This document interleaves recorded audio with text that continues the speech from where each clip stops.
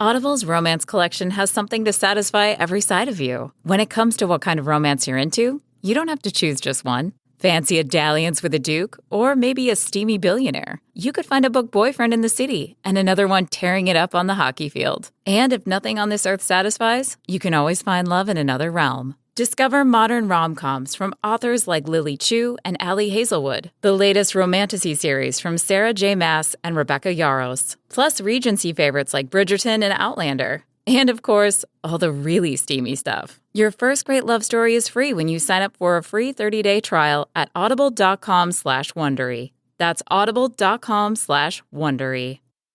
I'm Indy Neidell. And I'm Burns. And this is the Baseball History Time Machine. The best baseball podcast in the free world.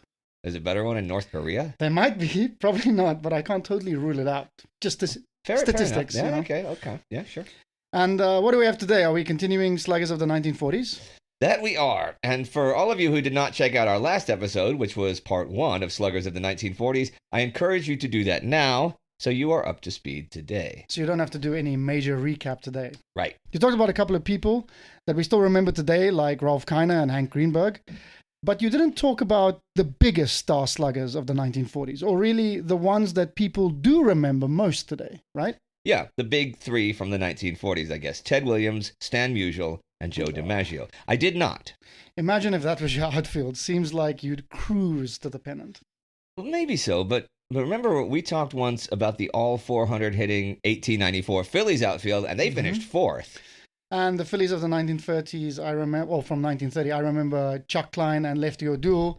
That was the sluggers of the 1930s, and they hit what? Klein hit 386, and O'Doul hit 383 in 1930. The Phillies team, hit 315 that year. And they finished deep in last place, so maybe cruise to the pennant would maybe not happen with DiMaggio, Musial, and Williams in your outfield. It's really hard to think that in the 1940s it wouldn't happen, though, because they were all that good. Mm-hmm. DiMaggio, of course, was a star already from when he broke in back in 1936, right, in the 30s, hitting 323 with 29 homers and a league-leading 15 triples.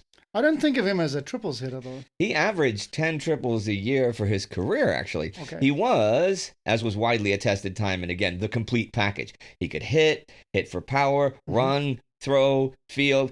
You go look at footage of him in center field on YouTube, and you can see how graceful he was and how effortless he made it all seem. Hey, here's a fun fact. I love fun facts. Vic Willis, the turn of the 20th century star pitcher, whom we covered a bit in Career Shutout Percentage Leaders Part 2, was still alive for most of DiMaggio's career. And he said that watching him play was just like watching Ed Delahanty a half-century earlier. Oh, wow. Willis said they were pretty much the same ball player. That's a pretty good guy to be, but Big Ed topped 400 3 times. Joe never did that, right? No, but it was a different era. DiMaggio maxed out at 381, which isn't all that shabby, which he did when he won his first of 2 batting titles in 1939. And he maxed out at 46 homers in 1937, his sophomore year, when he won the first of his 2 homer titles. Delahanty also led the league in homers twice and batting twice. Their career OPS plus is also quite similar. 155 for Joltin' Joe and 152 for Big Ed. But Delahanty stole a bunch of bases, right? He did, which DiMaggio didn't. And Delahanty even led the league in stolen bases the first year of the modern stolen base rule in 1898. But DiMaggio's job wasn't to steal base, though he was very fast, taking loads of extra bases, hence all the triples. That would make sense. He was a menace to opponents on the base paths. They have something else in common besides their playing style and ability too. Yeah? Their families. They were a bunch of Delahantys who played Major League Baseball and a bunch of DiMaggios too. This is true. Ed Delahanty was one of 5 Delahanty brothers who played in the major leagues. In order of their age, it's Ed, Tom, Joe, Jim, and Frank. Were any of them stars? Well, none of them were stars on Ed's level, of course, but very few people on Earth were ever stars on that level. That's fair. Tom appeared in just a handful of games in the mid-1890s. Joe had 2 full seasons in his 30s in 1908 and 1909 for the Cardinals, and also a long and pretty fruitful minor league career. Jim was the best of the other brothers, other than Ed, having a 13-year major league career in which he twice finished in the league top 10 in batting and once in slugging, and he had a career OPS plus of 122. That's pretty good. If they had all-star games back then, I could see him being chosen a couple of times. For sure. In 1911, he hit 339, but that was the year Cobb and Jackson hit .419 and .408. And also that year, Hall of Famers Sam Crawford and Eddie Collins hit .378 and .365. So Jim Dillahunty gets sort of lost in the shuffle. And the other brother, what was his name? Frank? Frank. He had a few part-time seasons, and then he had one full season in the Federal League when it was a major league, and he only managed to hit .215 in that. Okay. So that was it for him. And what about the DiMaggio brothers? Okay, I was going to talk about a couple of them today. Anyhow, okay. There were 3 DiMaggio brothers that played Major League Ball, Joe, Vince, and Dominic. Joe was an all-star all 13 seasons of his career, every year of his career, from 1936 to 1951. He missed 3 years during the war. Dom was an all-star 7 times for the Red Sox, and Vince was twice for the Pirates. Pretty impressive that all 3 were good enough to be all-stars. Yeah, and all 3 of them said that their older brother, Tom, who did not play Major League Baseball, was actually the best baseball player out of all the brothers, better than all of them, right? I think it was Tom. They had another older brother called Michael, who was a bunch older than I think it was Tom. But Vince, Joe, and Dom were born in 1912, 1914, and 1917. So Vince was the oldest. Yeah, though Joe got to the big leagues first after burning up the Pacific Coast League with the San Francisco Seals at ages 18 through 20, hitting .340, .341, and .398, 2 hits shy of .400. I can see why the big leagues wanted him as quickly as possible.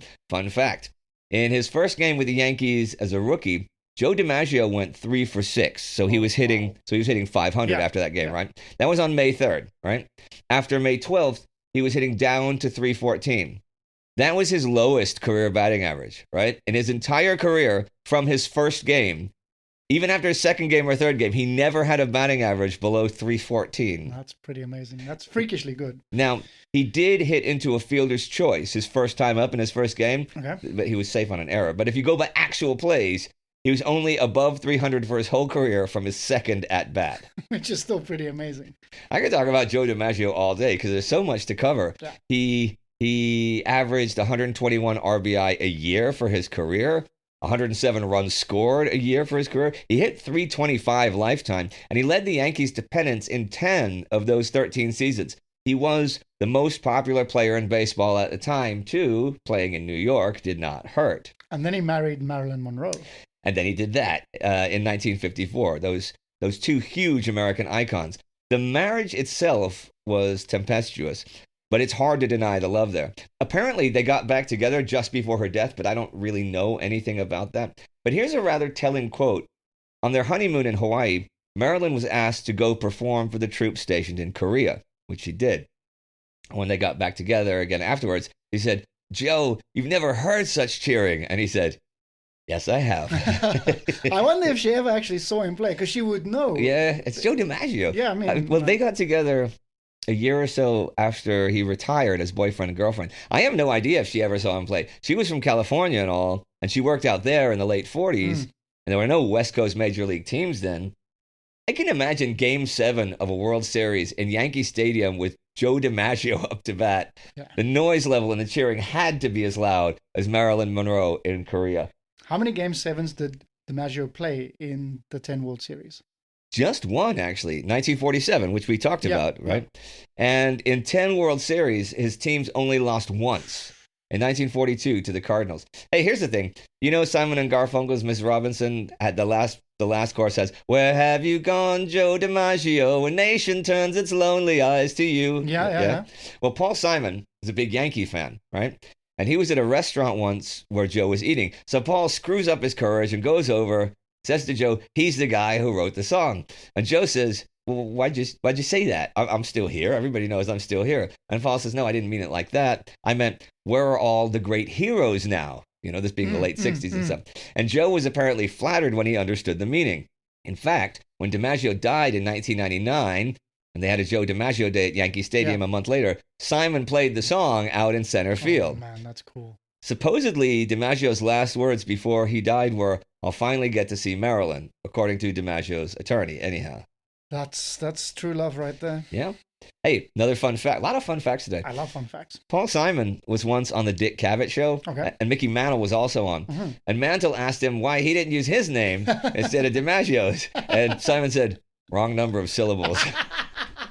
I love that so much. But DiMaggio was the face of the Yankees after Gehrig and before Mantle, right? He was, much as Ted Williams was the face of the Red Sox and Stan Musial was the face of the Cardinals. You're going to talk about them now? Not yet, but before anything else, here's this. Our public schools are a place where all kids feel like they belong. My children. My family. My community. All students. All students. All students belong in a great public school. Let's get ready for back to school at nea.org/backtoschool. I wanted to at least mention the other slugger in the DiMaggio family, who is not Dominic, although he too was a great hitter with a .298 career average, who hit as high as .320. It is Vince DiMaggio, who was 2 years older than Joe, but reached the major leagues a year after him in 1937. I'm guessing he wasn't as good an actual slugger as Joe was? Vince maxed out at 21 homers and 100 RBI, both with the 1941 Pirates. Those might not sound like much by 2025 standards, but 6 times Vince was in the league top 10 in homers, mostly hitting like 15 or 19 bombs. He also only had 5 seasons with more than 500 plate appearances as well, right? He was an excellent fielder, much as his brother was, with a cannon for an arm and great range. He was a fast and clever base runner who 6 times finished in the league top 10 in stolen bases, though it was not a stolen base era by any stretch of the imagination. And his name was DiMaggio. I mean, he sounds like the complete package as well. Like, why don't we hear more about him? Well, he had a couple of downsides. Okay. For starters, he hit just .249 for his career with a full season low of .228. And, well, you know, last time we talked about Swish Nicholson? Couldn't forget, yes. Well, Swish would have been an appropriate nickname for Vince DiMaggio because he struck out. I see. A lot. Like a lot.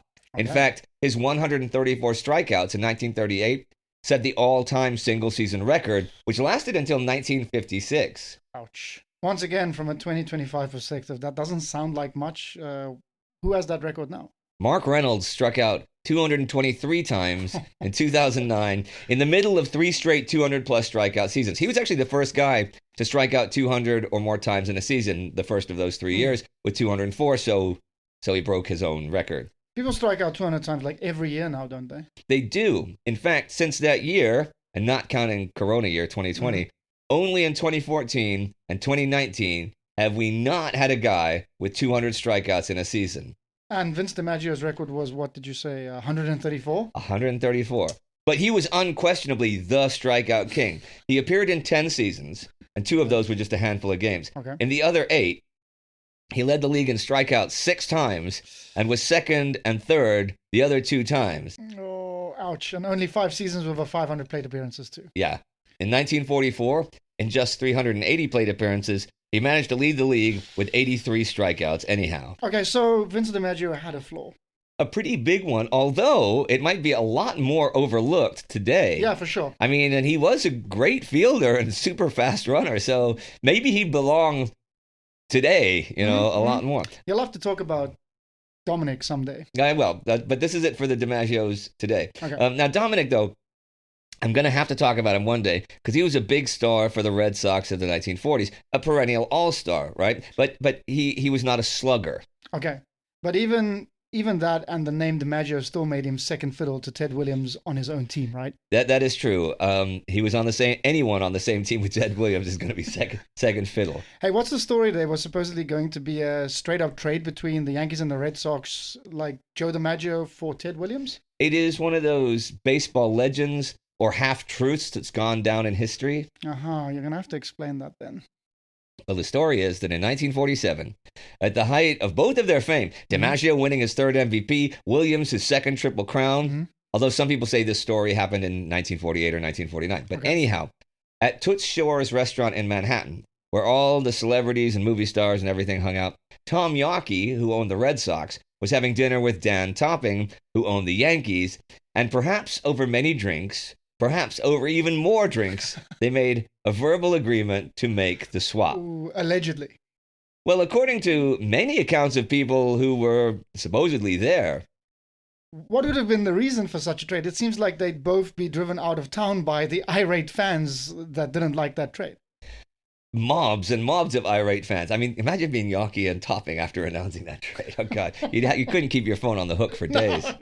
Okay, you can just speculate. But maybe Yawkey liked the idea of of DiMaggio banging doubles off the Green Monster, and maybe topping that Williams' lefty pull hitting would hit 50 homers a season over Yankee Stadium's short right field fence. Whatever the case, it seems that Yawkey regretted it when sober and it was called off. Some versions add it was because topping would not include a promising youngster named Berra in the deal. Ooh, Yogi Berra? The one and only. How likely was this trade in reality? Like if we really think about it, can you imagine being at that bar and hearing them talk about this stuff while And calling everyone you know? Being on the hooch? Yeah. Well, John Thorne, MLB's official historian, says this. I don't think it was ever really serious because it was stupid on its face. And that's a quote.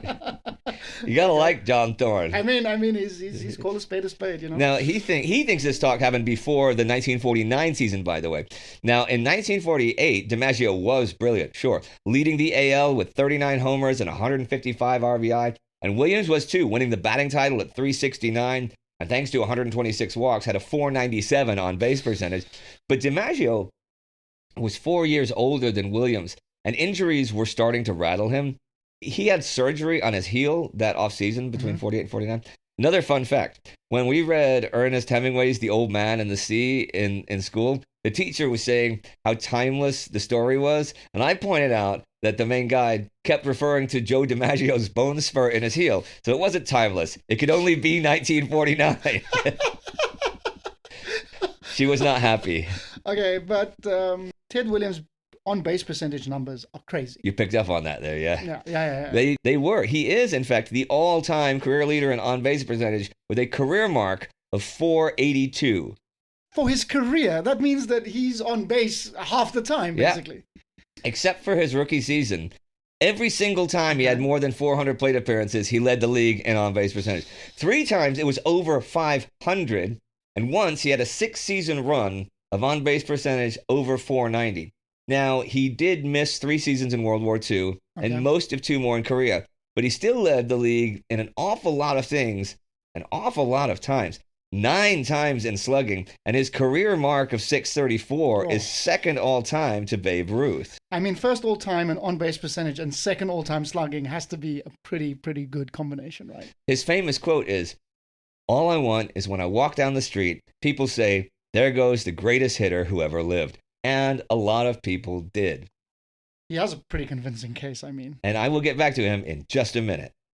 Williams led the league in runs scored 6 times, had 4 homer titles, 4 RBI titles, and keep in mind that if you're walking 150 times a year, that's a lot of potential homers missed, and especially missing 5 years of your prime away fighting wars. How many career homers did he have? 521. So he could have had 600 or even 700 without the wars. And what did he do away at war? He was a pilot for the Marines.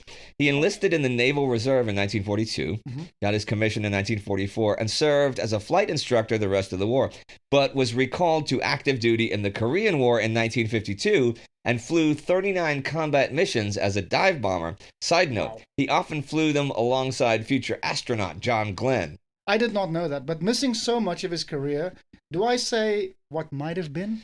You can, but I say what was. Yeah. I mean, if he'd been playing in 1943, right, instead of at the war, he could have had a career-ending injury. I mean, you can't know what would have happened. That's true. And I mean, it's pretty badass. Let's he had a just serious take a career. step back here. Yeah. Like, incredible baseball player, instructor pilot in World War II, dive bomber pilot in the Korean War.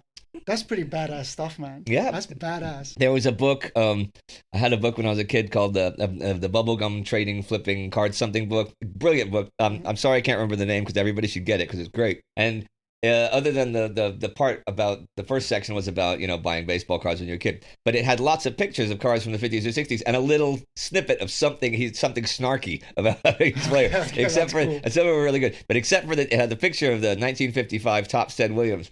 And it said, I don't remember the exact number of people, it said like, there were 80 million male Americans in 1955, and every single one of them wanted to be Ted Williams. I mean, can't argue with that. Yeah, I mean, he was pretty brash and pretty cocky, and the story goes that he had a long-standing feud with a lot of sports writers. Did he? Well, yes and no. See, Williams didn't do the whole PR thing and stuff. He didn't like to do gratuitous interviews. And he did not treat the sports writers as heroes to get lots of press, which an awful lot of players of the most popular sport in the country did in the 1940s, 1950s. Although being a sports writer should be more about writing sports and not bruised ego. Having said that, he won 2 Triple Crowns and did not win the MVP either time. And that's voted on by sports writers. And apparently, one left him off the ballot entirely. He lost the 1947 MVP to Joe DiMaggio, 201 points to 202. That's close. It's really close. And if that's the year someone completely left him off the ballot, so he got no third place, I'd be mad as hell. despite a triple crown. That's crazy. That would be a travesty. Hey, another fun fact. Williams nearly won a 3rd Triple Crown. In fact, he came as close as one can possibly come to a 3rd Triple Crown. And how did he come as close as one possibly can to a 3rd Triple Crown? In 1949, when he did win the MVP his second time, he led the American League with 43 homers, 4 more than teammate Vern Stevens, whom we talked about last time. Yeah. No one else in the American League hit more than 24. Williams also led the league with 159 RBIs, which was tied with Stevens for the major league lead.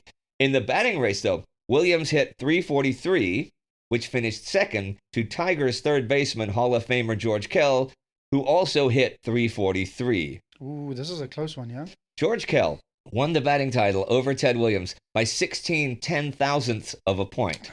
Williams hit 342.75, and Kell hit 342.91, depriving Williams of even further immortality as the only guy to win 3 Triple Crowns. He and Rogers Hornsby are the only guys who have won 2, right? They are, though Jimmy Fox could be credited with 2 as well. How so?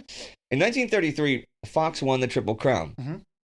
In 1932, though, he led the majors in homers and RBIs with 58 and 169, and he hit a career-best 364. That's pretty good. Dale Alexander, who split the season with Detroit and Boston, hit 367, becoming the first guy to win a batting title playing with more than one team that season. Yeah, that seems pretty straightforward, right? Well, maybe not.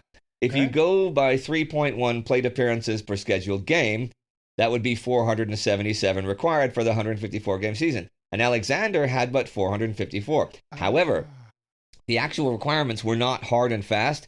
So sort of semi-officially, the AL had for a while that you had to appear in 100 games, which Alexander did. Or sometimes have 400 official at-bats, which he did not. Just 392. Okay, so I guess it's kind of how you look at it, right? It is, and the American League, including Fox and Alexander, looked at it as Alexander winning the title. Okay. But looking at it like that does deprive Fox of 2 straight Triple Crowns. See, that's really interesting. There's a lot of really interesting stuff about Jimmy Fox, which I want to cover in an episode idea I have, not about just Fox, but about another way to look at Fox. It won't come out for a while, though. I have to let it marinate in the brain. Marinate in the brain? That is my process. I like it. Who's this Dale Alexander, then? This Dale Alexander was a guy who could flat out hit. Okay. He played 5 seasons in the major leagues. He had a 331 lifetime batting average. His rookie season, 1929, he hit 343 with 25 homers and 137 RBIs and 43 doubles and 15 triples among his league-leading 215 hits, which is an even better rookie season than Joe DiMaggio's rookie season. And the scary thing is, I don't think I've ever heard of him. Nobody has anymore. He came from Tennessee, right? He burned up the minors from 24 to 28, hitting around 330 the first 4 of those years. And then with Toronto in the International League, won the Triple Crown, hitting 380 with 31 homers and 144 RBI. And then he got called up and had that great rookie year in 1929, right? Yep. Yeah. His 137 RBI was also the all-time rookie record as well, broken in 1939 by Ted Williams. In 1929 and 1930, Dale Alexander played in every single Tigers game. In 1975, Baseball Digest made an all-time rookie lineup, and Dale Alexander was at first base. His second year was pretty similar number-wise to the first, but with a bit less power. For his last 3 seasons, though, which include his batting title season, he lost his power swing completely somehow, hitting 16 total homers in those 3 years. Actually, he started in 1932, his batting title year, hitting just .250 for the Tigers with no extra base hits and 4 RBI in 23 games played through mid-June. right? Only 23 games Oh, played wow. when they traded him to the Red Sox. Boy, did he catch fire to finish at 367? Yeah, but he played only one more season in the major leagues after that. How come? He injured his leg sliding home on Memorial Day 1933, Okay. and the team trainer used a diathermy machine to help treat it. Now, these machines were a new thing, like deep heating to decrease inflammation. Okay. Well, Alexander was left in the machine for way too long. Dude. As his son Don would later say, they just barbecued his leg. It really sort of atrophied. It really was smaller than the other, just like a burn, scarring tissue. It was discolored. And there were actually worries that they might have to amputate it. That's terrible. I guess, though I don't know that that's why his major league career ended.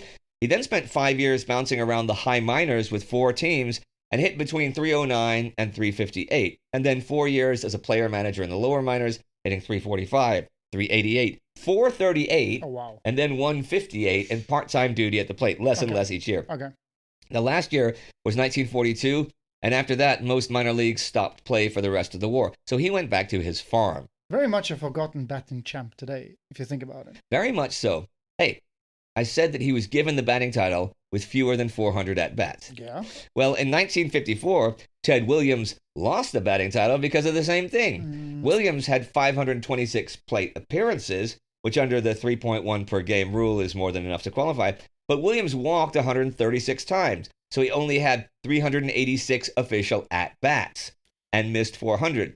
So his 345 was not credited with the title, and Cleveland's Bobby Avila was credited with his 341. See, that doesn't sit well with me. That doesn't seem fair somehow. Williams does have, though, a career Triple Crown.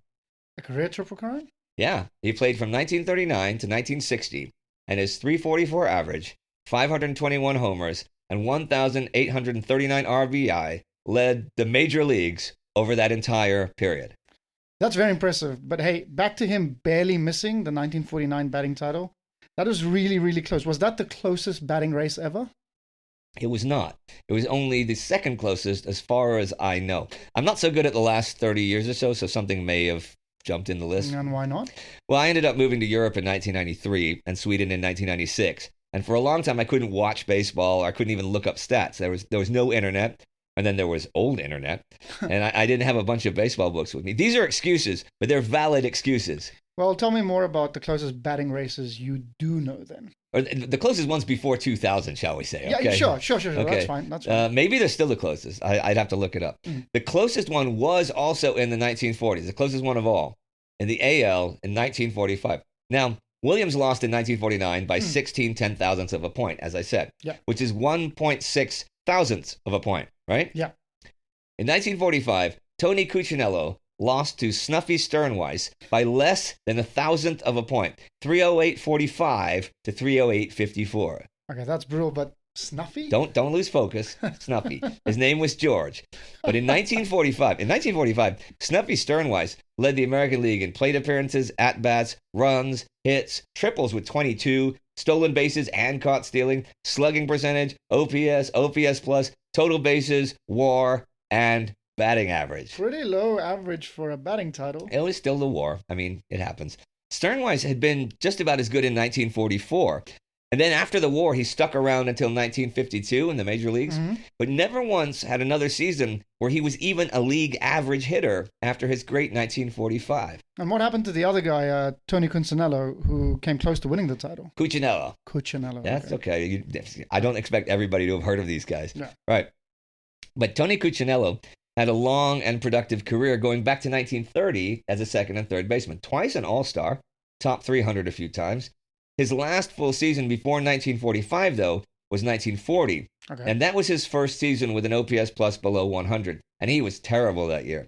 He then spent 1941 in the minors, 1942 through 44 as a part-timer in the majors. And then in 1945, nearly won the batting title. But Snuffy went 3 for 5 on the final day of the season. However, one of those hits was initially ruled an error, which would have given Cuccinello the title. But the official scorer, who was a writer for the Bronx Home News and Snuffy's Yankees called the Bronx Home, changed it to a hit. So what happened to Cuccinello after that? He retired after the 1945 season. He was 37.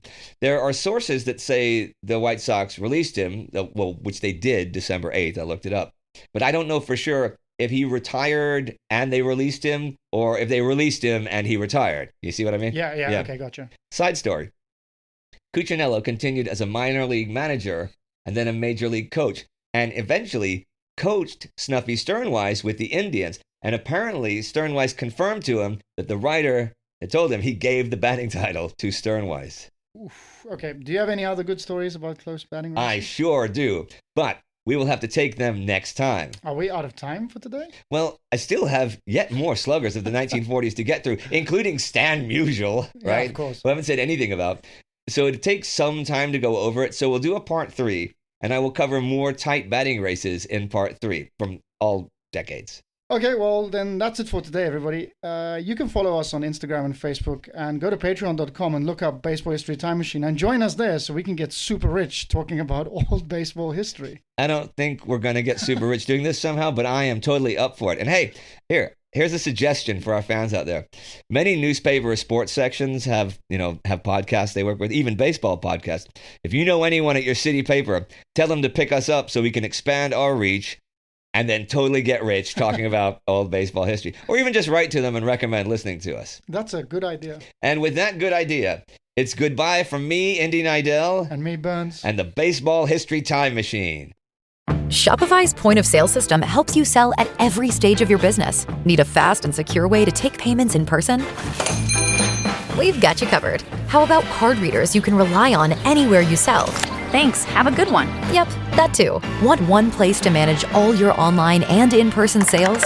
That's kind of our thing. Wherever you sell, businesses that grow with Shopify. Sign up for your $1 a month trial at shopify.com/listen. Shopify.com/listen.